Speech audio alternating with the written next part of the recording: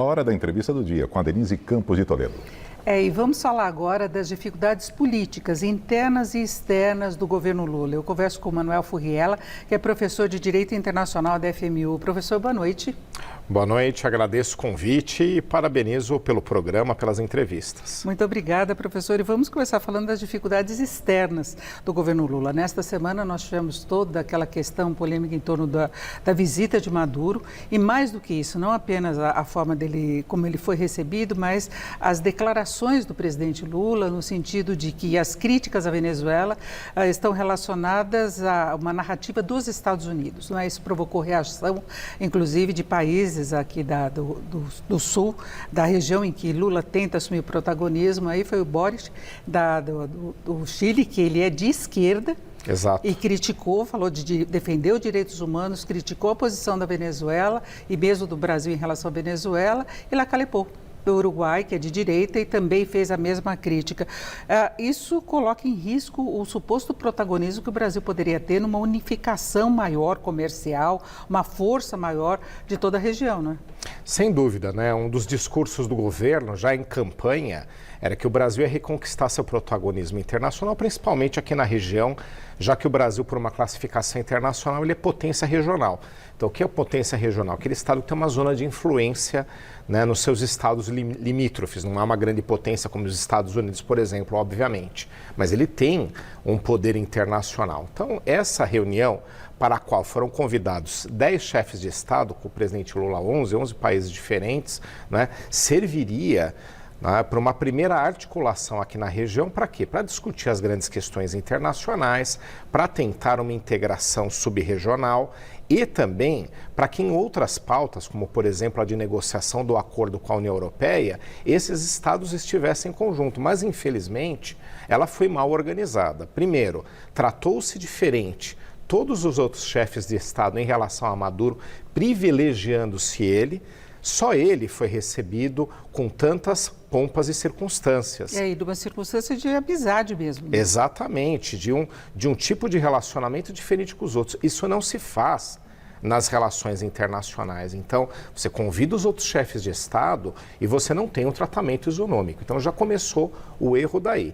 Depois, desqualificando todas as agências internacionais que definem a Venezuela como ditadura ou, no mínimo, como um Estado com características autoritárias, onde houve um processo eleitoral que foi forjado, onde você tem desrespeito aos direitos humanos diariamente. Opositores presos. 6 milhões de venezuelanos, 6 milhões, o dobro da população do Uruguai, nos últimos anos, teve que sair da Venezuela para refugiar-se em outros países, inclusive no Brasil. Então, você desqualifica tudo isso chamando de mera narrativa. Não é? Então, e dos Estados Unidos. E aí eu coloco outro problema externo, que foi a posição do presidente Lula em relação à guerra na Ucrânia. Não é? Ele visitou Putin, depois ele mudou um pouco o discurso, mas ficou a impressão dele estar muito mais próximo de Putin, que é apoiado pela China. Não é? Sem e aí dúvida. seria contra a posição dos Estados Unidos, dos países europeus, da OTAN.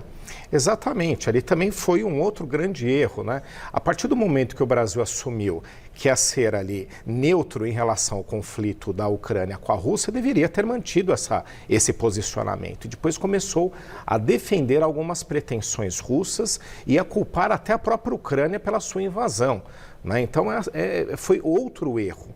E também um que foi um pouco menos mencionado no Brasil, mas que aos olhos americanos é uma questão muito séria, foi a de defender que a China teria direito de reconquistar Taiwan. Né? Então, essa também é uma posição que não competiria ao Brasil fazer, que causa um desgaste internacional gigantesco. Há uma estratégia de semicondutores a favor de Taiwan que envolve os Estados Unidos e o Brasil não teria nenhum motivo de favorecer um dos lados.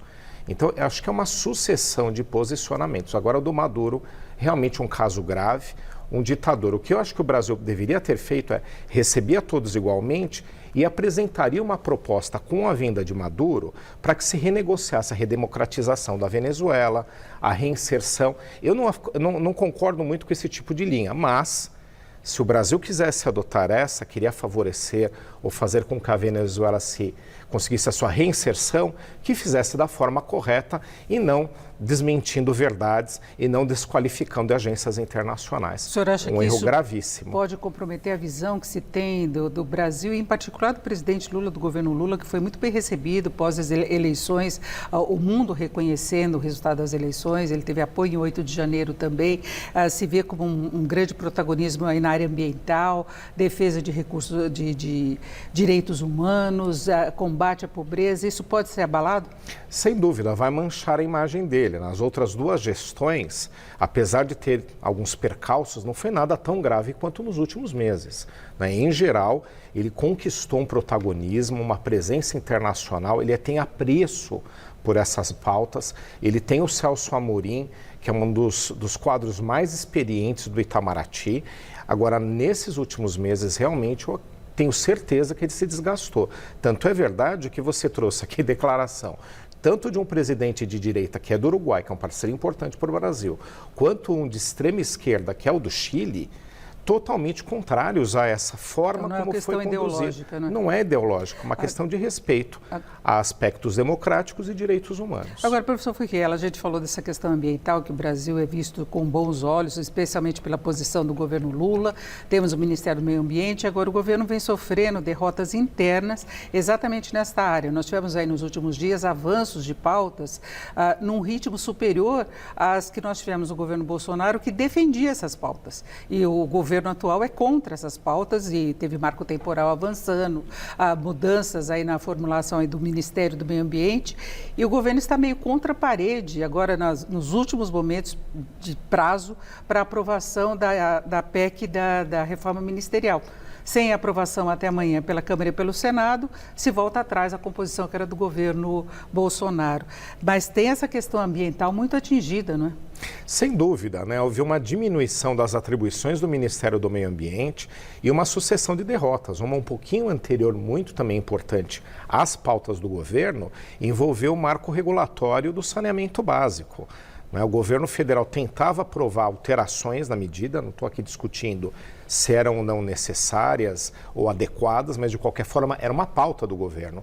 O ponto aqui é que não há uma articulação política eficaz e não dá para a gente associar a falta de recursos para emendas parlamentares. Os noticiários têm mostrado que bilhões de reais foram liberados. Então, e não é emenda irregular como no orçamento secreto, exatamente. São emendas que ficam lá e vão ser liberadas conforme o governo ache viável do ponto de vista orçamentário, né? Exatamente. Então você tem uma liberação de recursos por pura decisão do governo para prestigiar o parlamento nas negociações.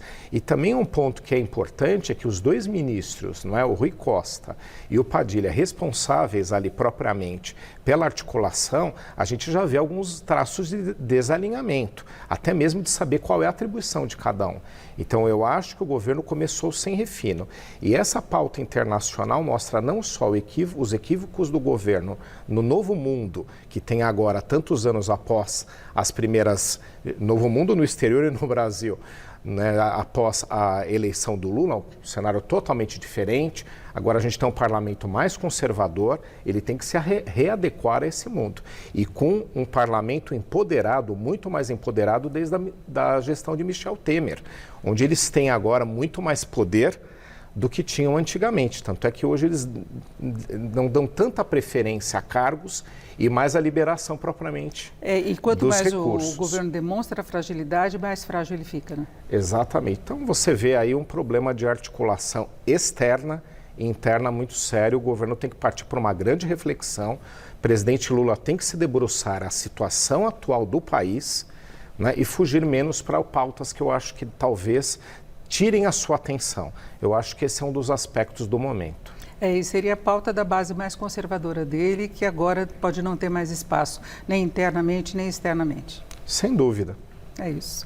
Eu agradeço muito a participação de Manuel Furquiela, que é professor de Direito Internacional da FMU. Professor, mais uma vez, obrigado. Uma boa noite. Boa noite. Com vocês.